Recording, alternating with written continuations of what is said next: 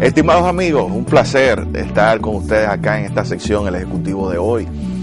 Estoy muy contento porque tengo un gran amigo de hace muchos años, una persona, un médico, el doctor García Chalhoub, que desde que llegó al país pues empezamos a trabajar por asuntos laborales.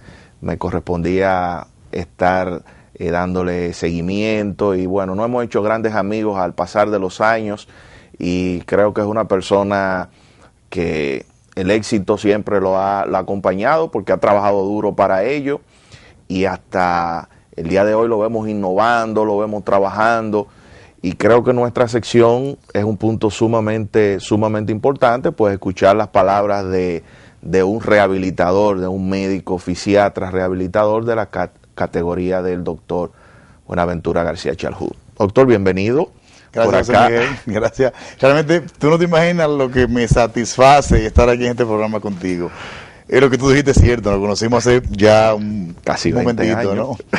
Y realmente hicimos inmediatamente una gran liga. Yo creo que, y me siento muy contento de que tú estés en estos pasos. Yo creo que eso es un gran complemento para ti, de verdad. Bueno, no, muchas gracias por eso. Y pues nos gustaría escuchar de usted cuáles son las condiciones más frecuentes que están enfrentando los ejecutivos de hoy, cuáles son esas condiciones ocultas que a veces las personas no saben que son producto pues de una mala postura, de una falta de ejercicio, de condiciones donde la rehabilitación juega un papel sumamente importante, porque a veces la persona piensa en rehabilitación como solo que me rompí un hueso, tuve una fractura, duré unos meses con un yeso y entonces luego de ese yeso pues tengo que ir a una parte de rehabilitación. Entonces es básicamente por donde la gente siempre anda, la gente siempre piensa y yo creo que es un buen momento como para abrirle la mente a las personas desde una óptica diferente. Excelente foro. Mira, el problema más grande de los ejecutivos ahora, desde el punto de vista de rehabilitación, es el síndrome metabólico, José Miguel. Es la sedentariedad. Tú dirás, ¿y cómo se relaciona eso con rehabilitación?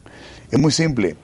Las patologías de las enfermedades no transmisibles, que todas se relacionan con sedentariedad, sobrepeso, alcoholismo, tabaquismo, provocan una enfermedad de tipo vascular que se desencadena o un infarto cardíaco o en una isquemia cerebral. Y ambas se rehabilitan antes de que pase. O sea, el mayor predictor de una de esas enfermedades es un síndrome metabólico, cuyo mayor predictor es una obesidad abdominal. Y en el caso de los ejecutivos existe mucho por la sedentariedad y por un problema de dieta, de menú. En Santo Domingo comemos al revés.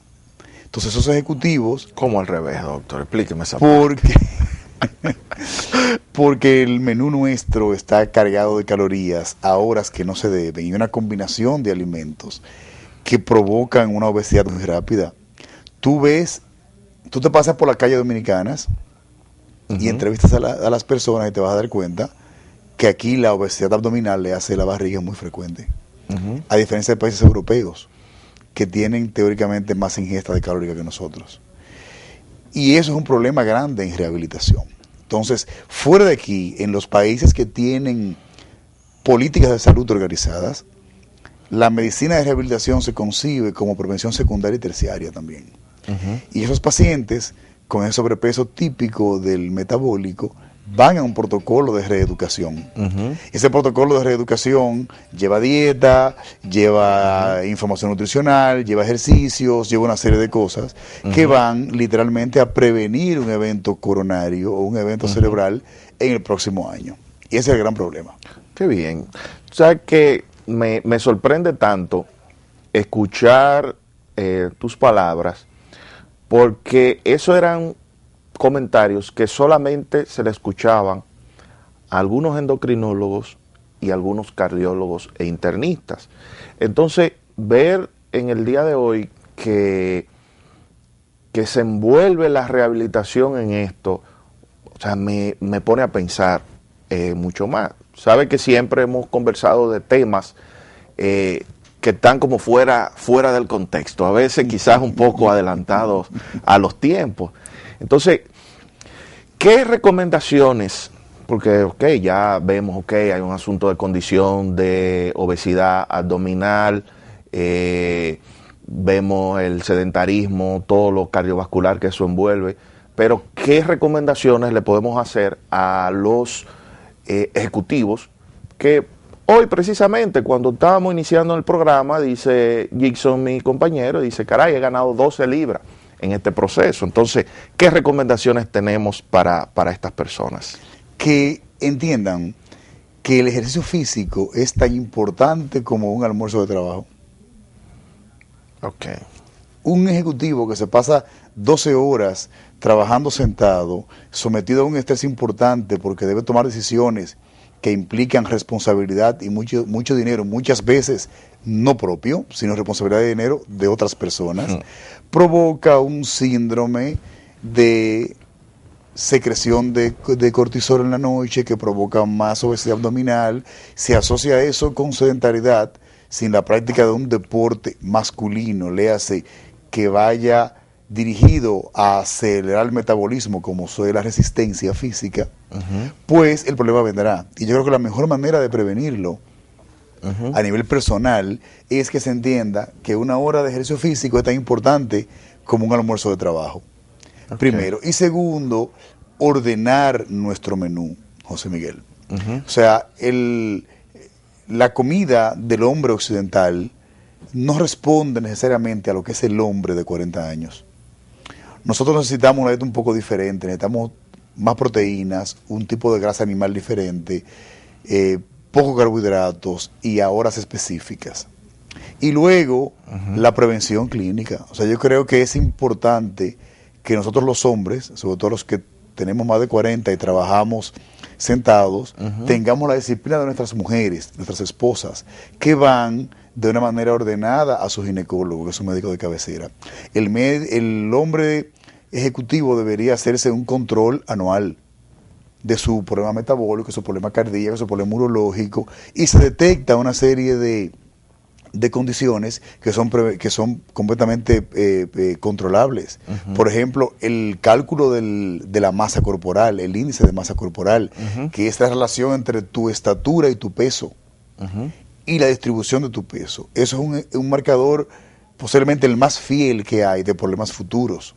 Claro. Entonces, eso yo creo que es una organización personal que tenemos que hacer todos nosotros. Y cuando mencionas esa parte de las rutinas, por ejemplo, que habla de una rutina que incluye la parte urológica, me llama también mucho la atención. O sea, significa que ahora, desde la parte de rehabilitación, podemos ver todas esas variables, o estamos hablando de que un médico, o mejor dicho, que un paciente tenga que ir donde diferentes médicos como parte de ese proceso? O sea, ¿cómo encajar esto en todo lo que tiene que ver rehabilitación preventiva, vamos a decir? La última opción. O sea, es un trabajo en equipo. Un médico rehabilitador no es capaz, no está entrenado para un diagnóstico cardiovascular neurológico. Un médico rehabilitador está entrenado para detectar un síndrome metabólico y saber las consecuencias. Y está entrenado para actuar con una intervención terapéutica antes de que ese síndrome metabólico se convierta en un problema vascular. Para eso se asocia de otros médicos. O sea, la medicina es un trabajo en equipo. Cada vez más el trabajo aislado ha demostrado ser ineficiente. Claro. O sea, por ejemplo, así como en el ámbito de la columna, en todo. Como en los negocios, en la política, en la salud. Cada quien tiene algo que decir de una manera coordinada. Es clásico en rehabilitación el trabajo con los neurocirujanos en problemas de columna, otro problema grande de los ejecutivos, y con los reumatólogos. Bueno, en el caso de la parte metabólica, tenemos que pedirle al urólogo, en el caso de tu pregunta, que nos diga cuál es la salud del aparato reproductor de ese paciente, el posible problema de próstata. Tenemos que pedirle posiblemente al internista o al endocrinólogo que nos detecte un posible problema tiroideo o un prolactinoma, un tumorcito a nivel de la hipófisis, que produce enormes trastornos metabólicos que se van a derivar en obesidad, en problemas de columna, en problemas de corazón. Okay. Entonces la rehabilitación ha cambiado mucho. Fuera de aquí, yo te decía, es prevención secundaria. Y ya todo lo que es columna, problemas neurológicos, es una cuestión muy de rutina en nuestro país. Y yo creo que el próximo desafío es justamente ese, la parte cardiovascular. Qué bien. Y yo sé que el tiempo no traiciona siempre. Ya yo me quiero meter en más preguntas, más temas, pero sé que a veces el tiempo no nos ayuda. Pero sé que muchas de los televidentes, de nuestros seguidores, se estarán preguntando, ¿y dónde puedo contactar al doctor García Chalhoub? En REHAB, el centro de rehabilitación que yo dirijo, que es en la Lincoln 962, en el centro de la ciudad. Okay, Tú sabes que el lema del centro REHAB es cura personalis, o sea, la cura de la persona. Y eso refleja esa filosofía de esa prevención secundaria. Cuando entra un paciente al centro, nosotros queremos resolverle todo el problema funcional que tenga, desde un dolor lumbar o un dolor de rodilla o un hombro, hasta evitarle un problema coronario en los próximos 2 años. Ok. Y cuando, al principio que hablábamos, ¿cómo usted visualiza que está distribuido el trabajo actualmente con relación a lo que es la rehabilitación tradicional y esta rehabilitación no tradicional? Porque lo tengo que llamar así, porque, o sea, ¿quién hace 20 años, cuando yo inicié en este mundo de la industria farmacéutica y demás, o sea, ¿quién hablaría de esto? Dirían, bueno, se están volviendo locos.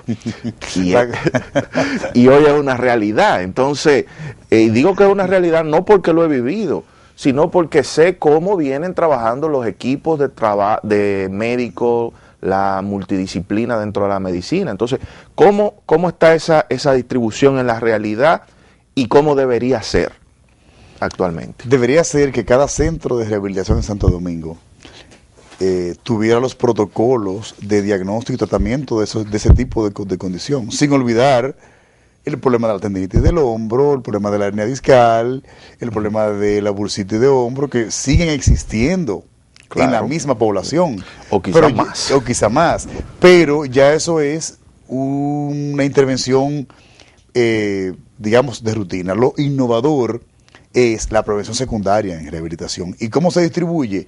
A mi conocimiento son pocos centros que disponen del entrenamiento y los protocolos para ese tipo de medicina que se está haciendo ahora.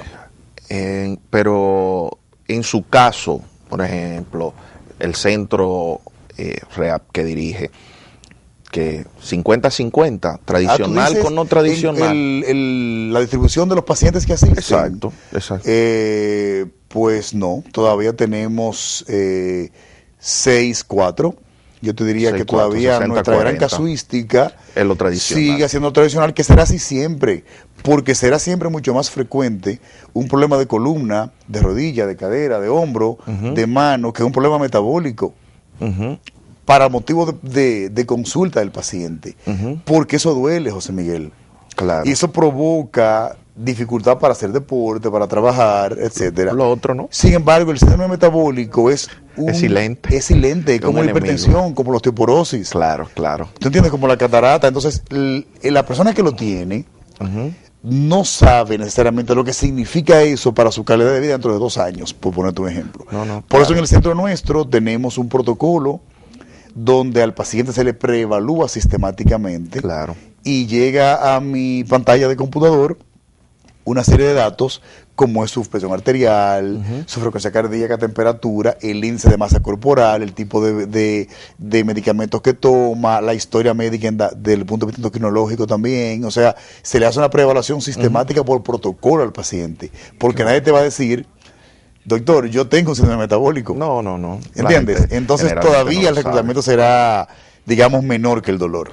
Bueno, no, pero en ese sentido, yo entiendo que el tema principal es la parte de prevención. Yo entiendo que según las personas sigan preparándose, sigan aprendiendo, se van a dar cuenta de que hoy es más importante prevenir que lamentar. O sea, la medicina preventiva es mucho mejor que la medicina curativa.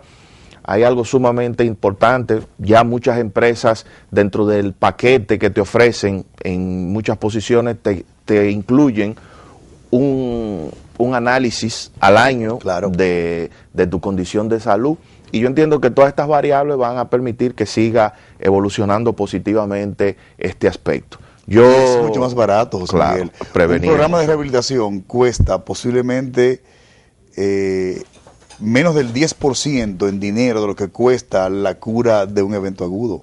Claro. Posiblemente el 5 y el 10%, y cuidado. Eso es así. Bueno, señores, con estas informaciones ya nos despedimos. Creo que queda abierta otra invitación al doctor Ventura para conversar de casos mucho más puntuales. Es necesario, señores, que abran los ojos, que trabajen la parte de la prevención.